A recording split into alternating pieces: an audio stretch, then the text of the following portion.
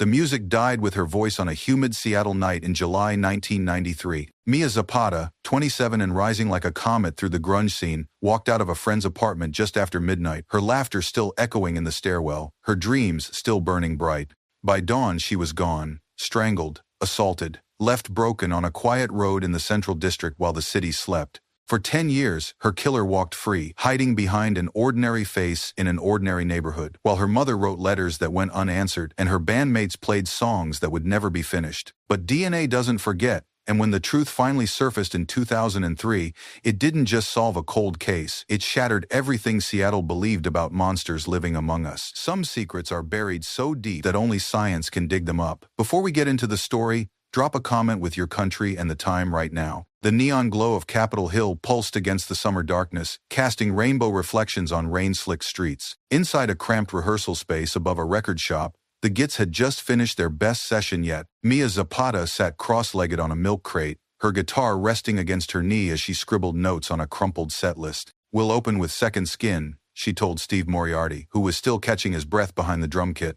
Then straight into Precious Blood. Her voice carried that raw edge that made club owners take notice and made other singers jealous. The room smelled of cigarettes, spilled beer, and possibility. Band equipment cluttered every corner, amps, cables, and dreams all tangled together. Mia's friends sprawled on worn couches, sharing leftover Chinese takeout and talking about their next show. The conversation flowed from music to philosophy to the future they were all chasing. Seattle belonged to bands like theirs now, and everyone could feel something big coming. "You crashing at my place tonight?" asked her friend, passing over lo mein noodles. Mia considered it, then shook her head. "I think I'll walk. I need to clear my head." The rehearsal had been intense, full of new material that felt like breakthrough songs. She needed the quiet streets to process it all. Outside, the city hummed with distant traffic and muffled music from clubs still going strong. Mia shouldered her bag, kissed friends goodbye, and stepped into the humid July night. The streetlights painted golden circles on empty sidewalks as she headed toward home, humming melodies that would never be recorded. The Central District stretched out before her like a familiar friend. Mia knew these streets by heart. The corner store where she bought cigarettes, the bus stop where she'd waited countless times, the apartment buildings where musician friends lived and practiced at all hours. The summer air hung thick and still, broken only by the distant rumble of Interstate 5 and the occasional car drifting past with bass thumping from rolled-down windows. She walked with the easy confidence of someone who belonged here, who'd navigated these sidewalks hundreds of times before. Her boots clicked against concrete as she passed darkened storefronts and sleeping houses. A few blocks behind her, the last clubs were still serving drinks, but here the city had settled into the quiet hours between night and dawn. The streetlights created pools of amber light every 30 yards,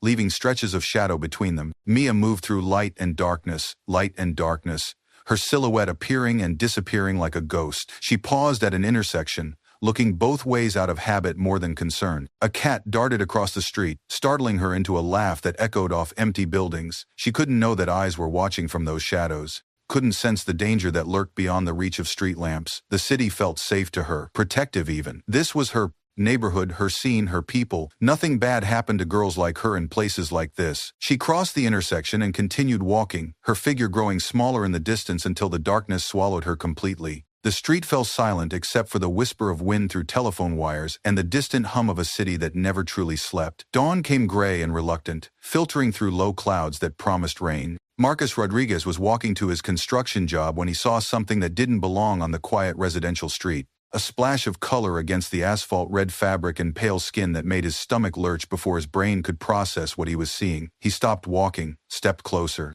then stumbled backward, fumbling for the cell phone in his work jacket. 911, what's your emergency? There's a body, a woman. Oh God, she's... His voice cracked as he gave the address, his hands shaking as he tried not to look at what lay crumpled near the curb. The first patrol car arrived within minutes, followed by more sirens that shattered the morning quiet. Neighbors emerged from houses, drawn by the commotion, but kept back by yellow tape that transformed their familiar street into a crime scene. Detective James Wallace arrived as the medical examiner was taking photographs, the camera flash illuminating details that would haunt him for years. The victim was young, maybe mid-20s, with short dark hair and the kind of clothes that suggested she belonged to Seattle's music scene. Bruising around her neck told a story of violence. The position of the body indicated she'd been moved here, dumped like garbage after being killed somewhere else. Wallace knelt beside the medical examiner, studying the scene with practiced eyes that had seen too much death already. "Any ID?" he asked. The examiner held up a small leather wallet. Mia Zapata, 27 years old. Wallace had never heard the name before, but done. Something about this felt different. The brutality was personal, intimate. This wasn't a robbery gone wrong or a drug deal turned violent. This was something darker, more deliberate. As the medical examiner's van pulled away and the crime scene tape came down, Wallace stood alone on the empty street, making a silent promise to a woman he'd never meet. He would find who did this, no matter how long it took. The news broke like a thunderclap over Seattle's tight-knit music community. Radio DJs who usually announced concerts and new releases found themselves reading obituaries instead. Mia Zapata, lead singer of the Gits, was found dead this morning. The words seemed impossible, too harsh for the airwaves that usually carried her voice. Steve Moriarty was asleep when his phone rang at 11 a.m., still exhausted from the previous night's rehearsal. The voice on the other end belonged to a friend, but the words made no sense. Mia's dead, man. Somebody killed her. The phone slipped from his hand and clattered to the floor,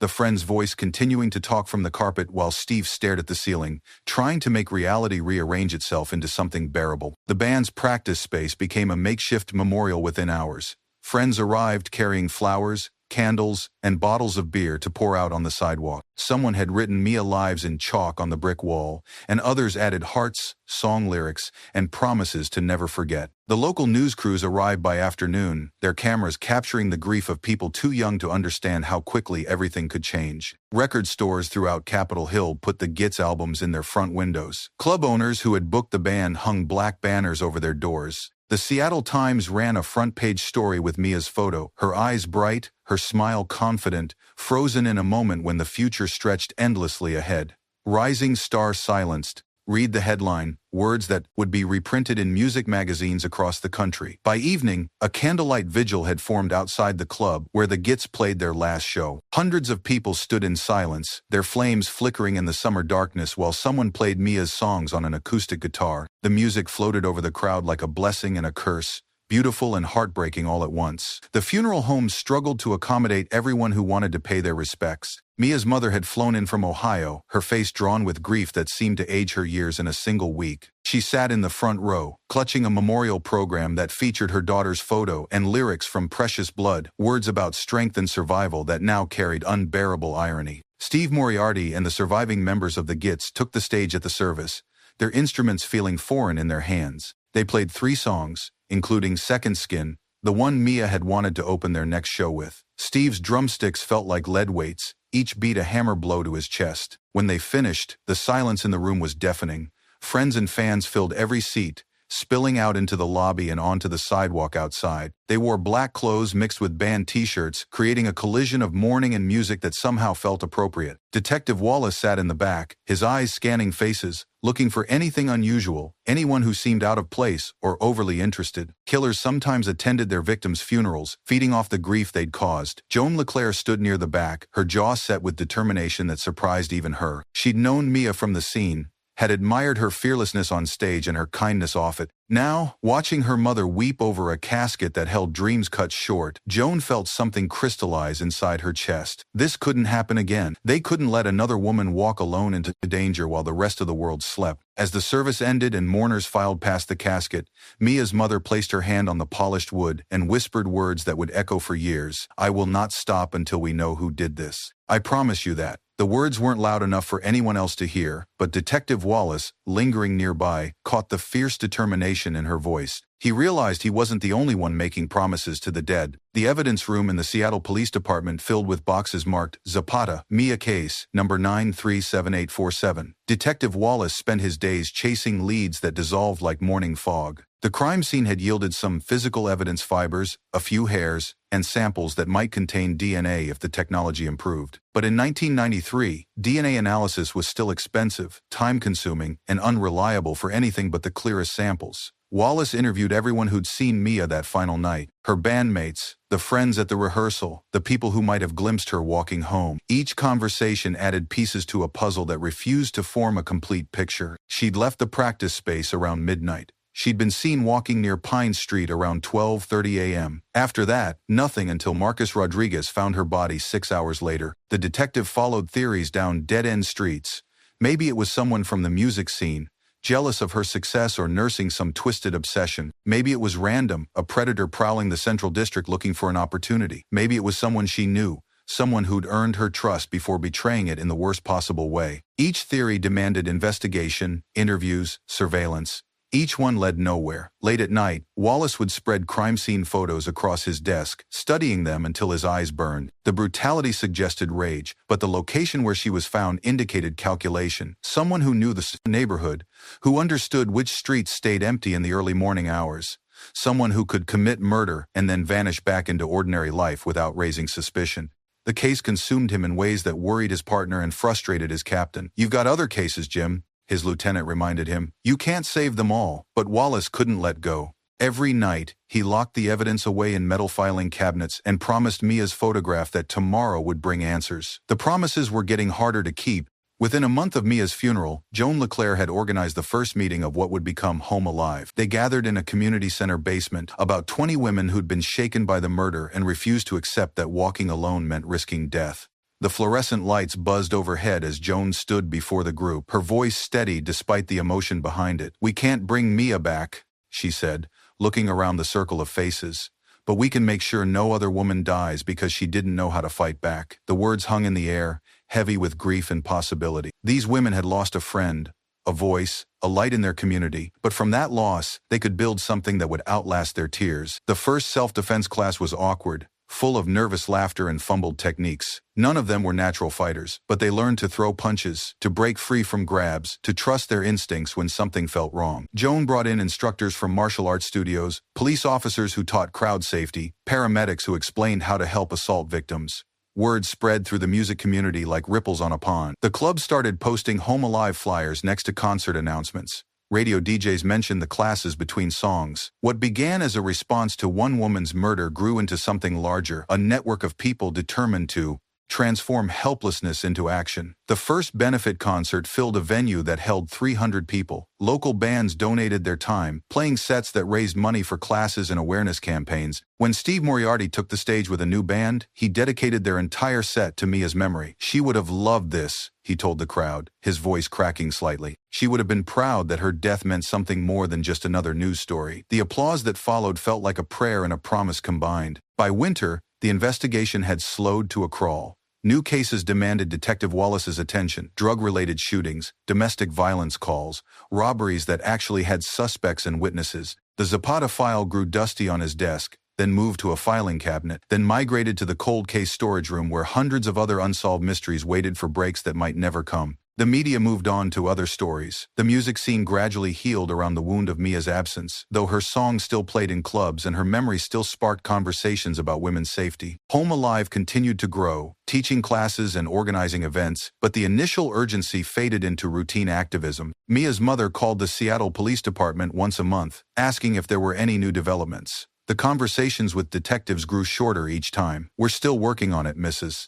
Zapata. We haven't forgotten about Mia," but the words felt hollow, even to the officers speaking them. Without new evidence, without witnesses, without a confession or a lucky break, the case had nowhere to go. The evidence boxes sat in climate-controlled storage, their contents waiting for technology that didn't exist yet and luck that might never come. Hair samples, fiber evidence, and biological material that contained secrets locked in genetic code, all of it preserved but useless until science caught up. With hope. On the first anniversary of Mia's death, Seattle held a memorial concert that raised money for Home Alive and reminded everyone that some losses leave permanent scars. Steve Moriarty played drums for 3 different bands that night, pounding out rhythms that felt like heartbeats, like prayers, like promises to never forget. But in the quiet moments between songs, everyone in the venue could feel the absence that would never be filled. Justice delayed felt like justice denied, and time was running out on promises they'd all made but couldn't keep. 1,995 became 1,996, then 1,997,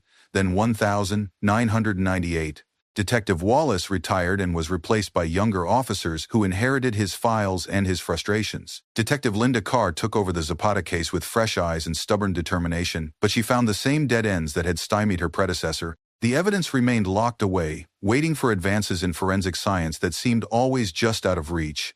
Mia's mother kept writing letters, not just to police, but to journalists, politicians, anyone who might have influence or interest. Her kitchen table became a command center covered with newspaper clippings, photocopied police reports, and correspondence with other families of murder victims. She learned about DNA analysis, about cold case procedures, about the backlog of evidence sitting in storage rooms across the country. "Don't forget my daughter," she wrote in letter after letter. "She was somebody's child. She had dreams. She mattered." The words became a mantra, typed on an old typewriter and mailed to Seattle every month like clockwork. Some letters received form responses. Most received no response at all. But she kept writing, kept calling, kept reminding people that Mia Zapata was more than a file number. The music that Mia had left behind took on mythic qualities. Bootleg recordings circulated through underground networks. Music journalists wrote articles about what might have been if she'd lived to record more albums. The Gits official releases sold steadily, their sales driven by people who wanted to hear the voice that had been silenced too soon. Home Alive expanded beyond self-defense classes. They organized safety escorts for women walking home from clubs, lobbied for better street lighting, and created networks of mutual support that spread through Seattle's music community. Joan LeClaire spoke at conferences, wrote articles, and appeared on radio shows, always mentioning Mia's name, always keeping the case alive in public memory. But memory wasn't the same as justice, and everyone involved knew that the killer was still out there, still free, possibly still dangerous. The late 90s brought technological advances that seemed like science fiction to the detectives who'd worked cases in earlier decades. DNA analysis became more sophisticated, more reliable, and more affordable. Cold case units formed in major cities, dedicated to reopening investigations that had been stalled by technological limitation. Detective Carr watched these developments with growing excitement. She'd been studying DNA science, attending conferences, and building relationships with forensic laboratories. In her spare time, she reviewed old evidence logs, identifying cases that might benefit from new testing methods. The Zapata case topped her list.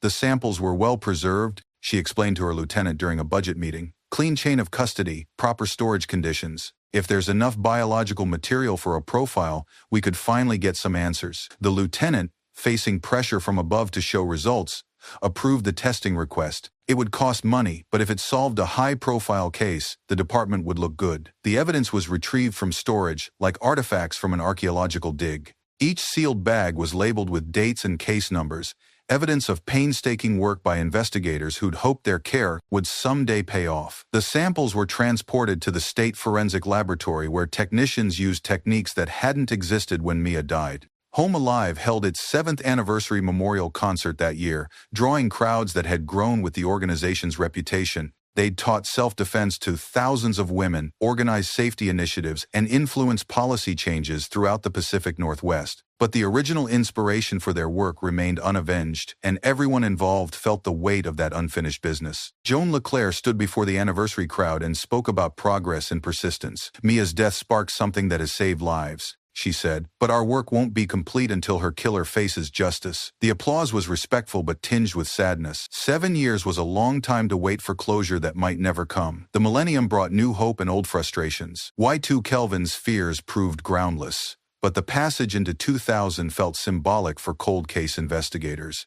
Advances in DNA technology were accelerating, opening possibilities that had seemed impossible just a few years earlier. Detective Carr pushed harder for funding, for laboratory time, for any resource that might crack the cases accumulating in storage rooms. The Zapata evidence finally reached the front of the testing queue in early 2001. Forensic technicians carefully extracted samples from clothing, swabs, and other materials that had waited 8 years for this moment. The process took months testing, retesting, attempting to develop profiles from degraded material that pushed the limits of available technology. The first results were inconclusive, not enough material, or too degraded, or contaminated by time and handling. Detective Carr felt the familiar punch of disappointment that came with failed leads. But the lab suggested trying again with newer techniques, more sensitive equipment that could detect genetic material and samples previously considered unusable. Mia's mother continued her monthly letters, though they'd taken on a different tone over the years. The desperate urgency had mellowed into quiet determination. She'd learned to live with uncertainty while refusing to accept it as permanent. Her kitchen table still served as headquarters for a one-woman campaign for justice, but now it was surrounded by photos of grandchildren who would grow up hearing stories about their Aunt Mia. The music scene that had nurtured Mia was changing too. Grunge had given way to other genres. Clubs had closed and reopened with new names, and many of the musicians who'd known her had moved away or moved on. But every July, on the anniversary of her death, Seattle's music community paused to remember the voice that had been silenced and the questions that remained unanswered. In the spring of 2003, Nearly a decade after Mia's murder, Detective Carr received a phone call that made her hands shake. The state laboratory had successfully developed a clear DNA profile from evidence in the Zapata case, male, complete enough for comparison. The geneticist on the phone sounded excited, professional, but underneath the scientific language was something that Carr recognized, the thrill of a breakthrough. "Run it through CODIS," she told the lab technician, referring to the national DNA database that compared profiles from crime scenes to samples from convicted criminals. "Let's see if we get a match." The process would take time, databases had to be searched, results verified, reports generated. But for the first time in years, Detective Carr felt something approaching optimism. The call came back 3 days later. They had a match. Jesus Mezquia, convicted of assault in another state, now living in Florida. The name meant nothing to Carr, but the genetic evidence was unambiguous. The man who'd killed Mia Zapata had been walking free for 10 years, living under his own name, hiding in plain sight. Carr spent the next week building a case file on Mezquia. His criminal history painted a picture of escalating violence, domestic assault, battery, threats against women. He'd been in Seattle briefly in the early 1990s, working construction jobs and renting rooms in boarding houses. No connection to the music scene, no apparent reason to target Mia specifically. Just a predator who'd crossed paths with a victim on a July night when her guard was down. The arrest warrant was signed on a Friday morning. Detective Carr boarded a plane to Florida that afternoon, carrying copies of evidence that had waited 10 years to speak. In her briefcase was a photo of Mia Zapata, smiling at the camera with the confidence of someone who believed in tomorrow. Justice moved slowly, but it moved. Jesus Mezquia lived in a tidy house in a working-class neighborhood outside Miami. His lawn was mowed, his car was clean, and his neighbors thought he was quiet but friendly. He worked construction, paid his bills, and kept to himself. Exactly the kind of ordinary facade that allowed dangerous men to disappear into suburban anonymity. Detective Carr had studied Mezquia's file during the flight south. 42 years old, originally from Texas, with a pattern of moving frequently and working jobs that paid cash. His criminal record showed arrests for domestic violence, assault, and making threats, but nothing that would have predicted murder. The most disturbing detail was how normal he seemed to people who knew him casually. The arrest team assembled before dawn on a Tuesday morning. Local police, FBI agents specializing in interstate cases, and Detective Carr, who wanted to be there when they put handcuffs on the man who'd haunted her dreams. They surrounded the house as the sun came up, their vehicles blocking every exit. Mezquia answered the door in a bathrobe, coffee mug in hand, looking like any other middle-aged man starting his day. His expression shifted from confusion to fear, resignation, as Detective Carr showed her badge and spoke the words she'd rehearsed for years. "Jesus Mezquia, you're under arrest for the murder of Mia Zapata." His wife appeared behind him, screaming questions that no one could answer. The neighbors emerged from their houses, drawn by the commotion, unable to believe that the quiet man next door was accused of killing someone in a city most of them had never visited. Mezquia said nothing during the arrest, offered no resistance, showed no emotion beyond the pale shock of someone whose secret life had finally caught up with him. As the arrest team led him to their vehicle, Detective Carr felt a mixture of relief and emptiness. The hunt was over, but the hard work was just beginning. The phone call to Mia's mother came on a Tuesday afternoon while she was folding laundry in her Ohio living room. Detective Carr's voice was careful, professional, but underneath was excitement that 10 years of police calls had trained her to recognize. "Mrs. Zapata, we've made an arrest in your daughter's case." The words hit her like a physical blow. She sat down hard on her couch, the clean clothes scattered around her, forgotten. For a decade she'd imagined this moment, rehearsed her response, prepared herself for the mixture of relief and grief that would come with news of an arrest. But nothing could have prepared her for the actual sound of those words. "Who?" she asked when she could finally speak. The name Jesus Mezquia meant nothing to her, just as it had meant nothing to Detective Carr. A stranger who'd stolen her daughter's life for reasons no one would ever fully understand. "Are you sure?" she whispered, and Detective Carr's voice grew stronger, more confident. "The DNA evidence is conclusive, ma'am. We have the right person." The media coverage began within hours. News vans appeared outside Mezquia's Florida house, at the Seattle police station, even at the small Ohio home where Mia's mother lived. Reporters who had covered the original murder in 1993 were called back to write follow-up stories about justice delayed but not denied. The headlines wrote themselves. 10 years later, cold case solved, DNA breaks decade-old murder.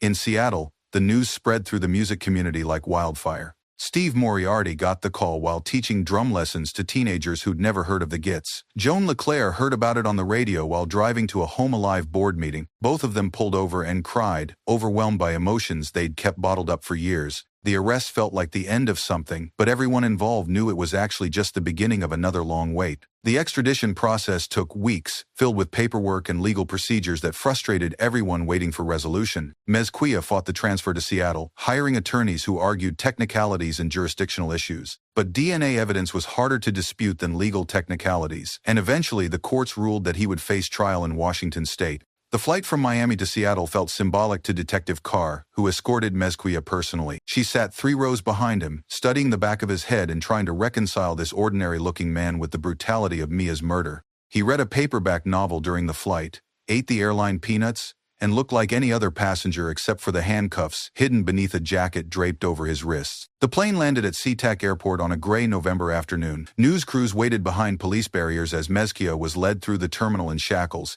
his face hidden by a jacket hood. The images would run on every local newscast that night. The man who'd terrorized Seattle's music community, finally brought back to face justice. Mia's mother flew in from Ohio the next day. She'd aged visibly in the decades since her daughter's death, her hair gone gray and her face lined with years of grief and determination. But her eyes burned with the same fire that had sustained her through 10 years of letters, phone calls, and refusing to give up hope. She checked into a hotel near the courthouse and prepared for the ordeal ahead. The preliminary hearings drew crowds that hadn't been seen in Seattle courtrooms for years. Musicians, activists, journalists, and curious citizens filled every available seat. Home Alive members wore purple ribbons in honor of domestic violence awareness. Former members of the Gits sat together in the front row, their presence a reminder of the music that had been silenced forever. Prosecutor Mark Rains had been preparing for this case since the arrest, building a strategy around the DNA evidence that seemed unshakable. His office overlooked Elliott Bay, and during late nights of case preparation, he would stare out at the water and think about the responsibility he carried. This wasn't just another murder trial, it was a decade of hope and grief culminating in one chance for justice. The prosecution's case file had grown to include hundreds of documents, crime scene reports, witness statements, DNA analysis, background investigations, and legal briefs. Rains had prosecuted dozens of murder cases, but none had carried the emotional weight of this one. The victim had become a symbol, her case a rallying cry for women's safety and the power of persistence in the face of bureaucratic indifference. Defense attorney Carla Monroe faced an almost impossible task. The DNA evidence was solid, her client's history of violence was extensive, and public opinion had already convicted Mezquia in the court of public perception. Her strategy would have to focus on procedural issues, chain of custody questions, and the reliability of decade-old evidence. It wasn't much, but it was all she had. The jury selection process took 3 days, with both sides carefully screening potential jurors for bias, preconceptions, and connections to the music community. Rains wanted people who would trust scientific evidence and understand the impact of violence against women. Monroe wanted skeptics who would question police procedures and demand absolute proof beyond any doubt. Judge Patricia Williams, who would preside over the trial, had a reputation for running tight courtrooms and tolerating no disruptions. She'd reviewed the case file extensively, understanding that this trial would draw national attention and require careful management of media coverage, courtroom security, and the emotional needs of victims' families. Opening statements were scheduled for the 12th of January, 2004, more than 10 years after Mia Zapata walked into the Seattle night and never came home. The Seattle courthouse buzzed with nervous energy as opening day arrived. News vans lined the street outside, their satellite dishes reaching toward gray winter clouds. Inside, the courtroom filled early with reporters, family members, and members of the music community who'd waited a decade for this moment. Security guards checked bags and maintained order as emotions ran high. Prosecutor Rains rose to address the jury, his voice steady and clear in the hushed courtroom. Ladies and gentlemen, this case is about DNA, about science, and about a young woman whose life was stolen by a stranger in the night. He outlined the evidence methodically. Mia's final hours, the discovery of her body, the decade-long investigation, and the breakthrough that finally identified her killer. The defendant, Jesus Mezquia, had never met Mia Zapata, Rains continued.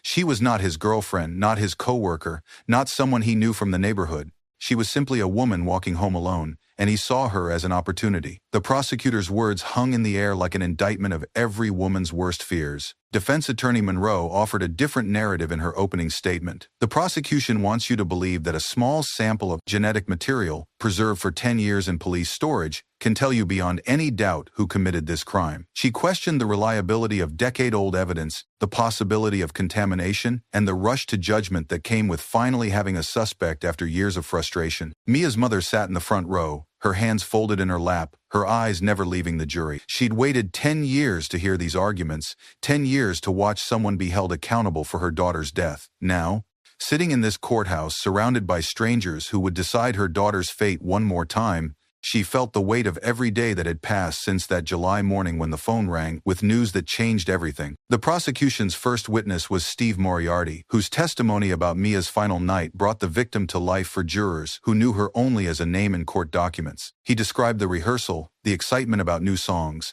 the casual decision to walk home that no one thought twice about. His voice broke when he talked about finding out she was dead, about the phone call that shattered their world. She was fearless, Steve told the jury. She walked everywhere, talked to everyone. She never thought the city could hurt her. His words painted a picture of someone whose trust in her community had been betrayed in the worst possible way. Cross-examination couldn't diminish the power of his grief or the authenticity of his memories. Joan LeClaire testified about founding Home Alive, about channeling collective grief into action that had helped thousands of women. She spoke about the safety escorts, the self-defense classes, the awareness campaigns that grew from Mia's death. Her testimony transformed the victim from a statistic into a catalyst for change, someone whose death had meaning beyond the courtroom. Detective Wallace, now retired, took the stand to describe the original investigation. He walked the jury through the crime scene, the early interviews, the frustration of chasing leads that went nowhere. His testimony established the thoroughness of the original work and the care taken to preserve evidence that would eventually solve the case.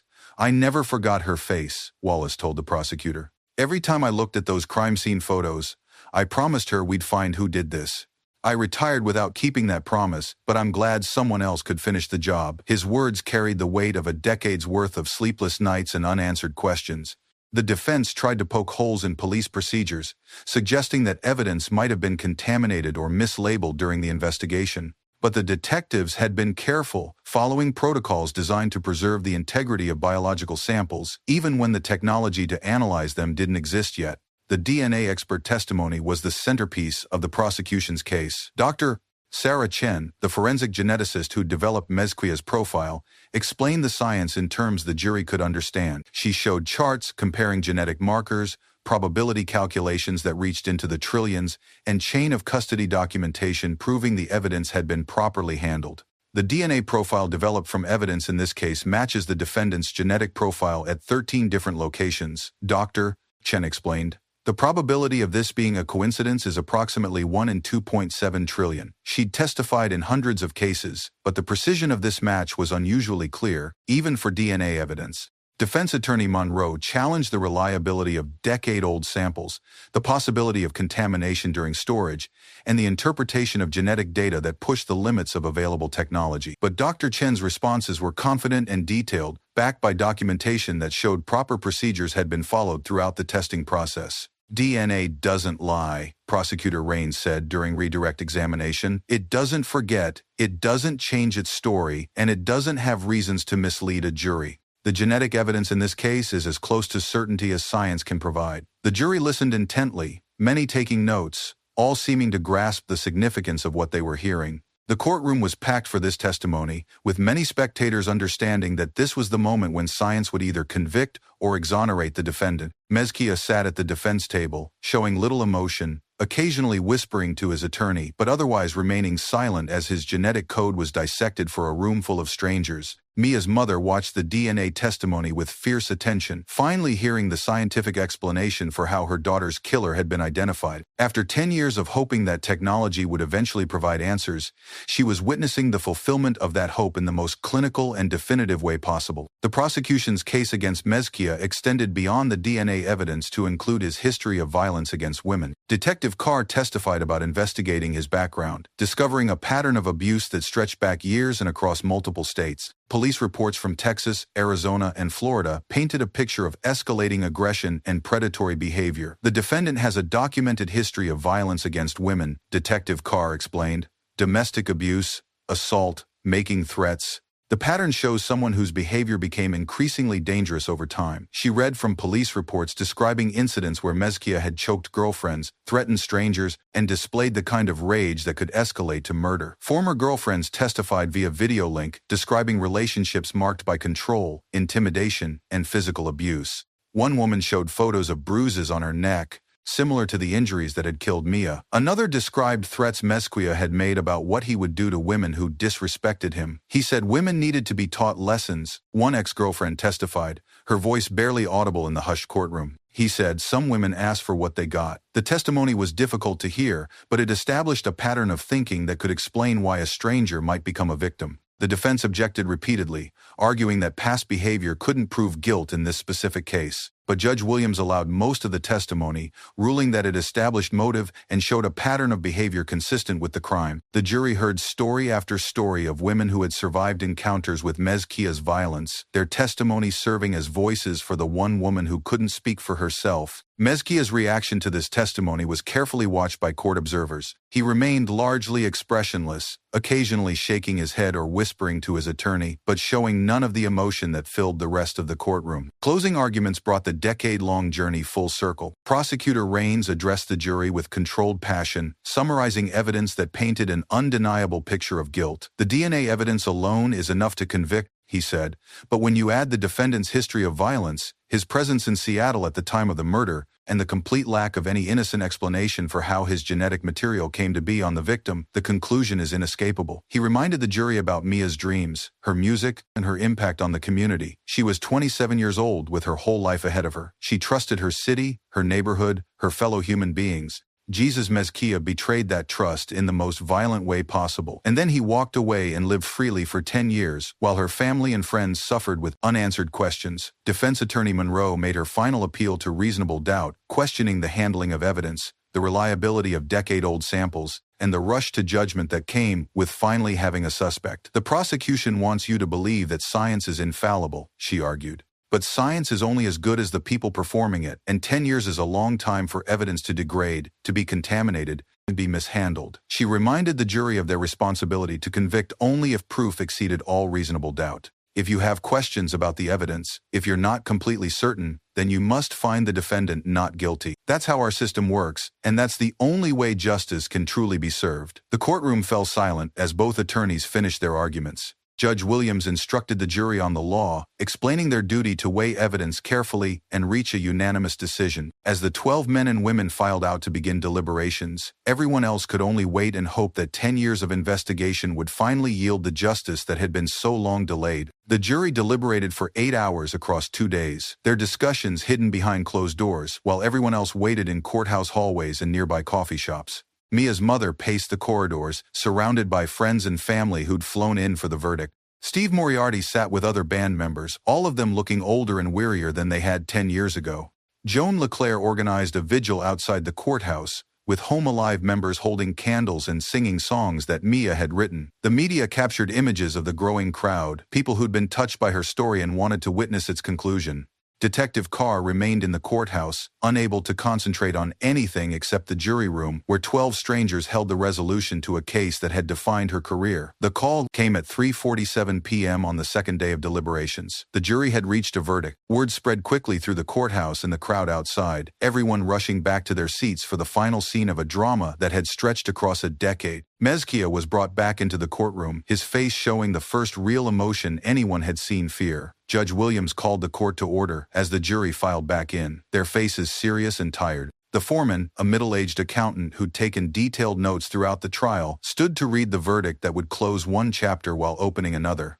We, the jury, find the defendant Jesus Mezquia guilty of murder in the first degree. The words echoed through the courthouse like thunder. Mia's mother collapsed into her seat, sobbing with relief and grief intertwined. Steve Moriarty closed his eyes and whispered something that might have been a prayer or a promise. Joan LeClaire felt tears she'd been holding back for years finally break free. In the gallery, people embraced and wept while Mezquia was led away in handcuffs, his decade of freedom finally over. 3 months later, Judge Williams sentenced Jesus Mezquia to 36 years in prison without the possibility of parole. The courtroom was again packed for the sentencing hearing, where Mia's friends and family were given the opportunity to address her killer directly. The victim impact statements were powerful and heartbreaking, each one adding another layer to the portrait of a life cut short and a community forever changed. Mia's mother spoke last, her voice steady, despite the tears streaming down her face. "You took my daughter from me," she said, looking directly at Mezquia. "You stole her music, her laughter, her future children, everything she could have been, but you didn't destroy her spirit.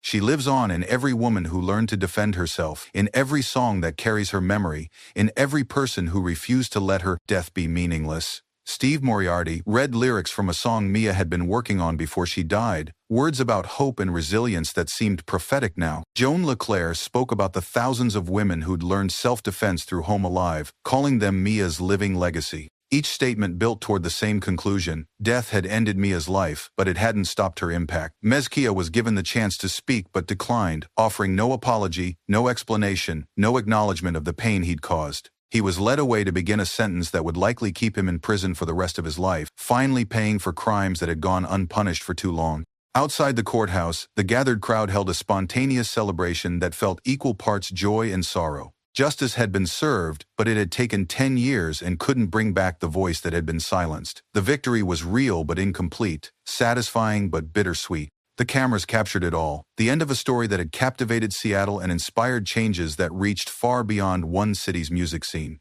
2 years after the trial, Seattle held the 15th anniversary memorial concert for Mia Zapata.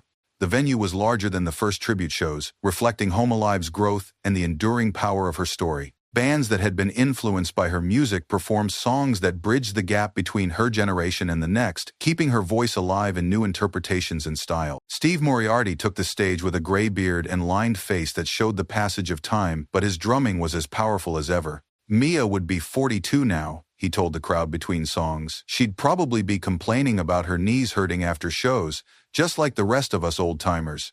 But she'd still be making music, still be fighting for people who couldn't fight for themselves. Home Alive had evolved into a national organization, with chapters in Never 24, dozens of cities teaching self-defense, organizing safety campaigns, and advocating for victims' rights. Joan LeClaire, now in her 50s, had become a recognized expert on women's safety, speaking at conferences and consulting with police departments about investigating gender-based violence. The organization had helped solve other cold cases too, using Mia's story to advocate for DNA testing of old evidence and better communication between law enforcement agencies. Her death had sparked innovations that saved lives and solved crimes across the country, a legacy that extended far beyond Seattle's city limits. Mia's mother, now a grandmother several times over, attended every anniversary concert. She'd channeled her grief into advocacy work, supporting other families of murder victims and lobbying for victims' rights legislation. Her kitchen table command center had evolved into a small non-profit organization that provided resources and support for families facing similar tragedies.